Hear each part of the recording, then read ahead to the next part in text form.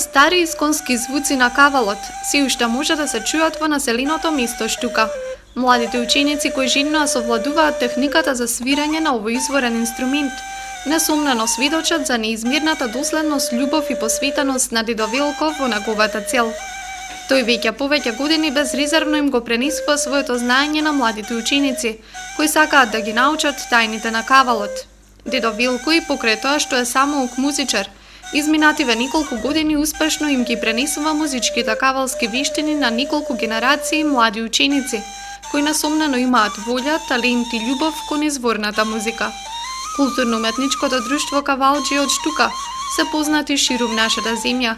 Речи се и да не постои културна манифестација од која тие не се составен дел, а досега имаат учествувано и на голем број надпреварувања.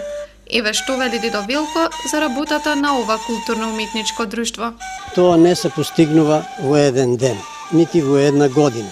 Тоа е макотрпна работа, така да се треба да се употребат повеќе сили, повеќе време за тоа да се постигне. Затоа што децата, како што знаеме, се деца, тие не можат одеднаш право да станат тоа ние што сме сега, бидејќи и ние не сме станале на еднаш тоа што го знаеме сега.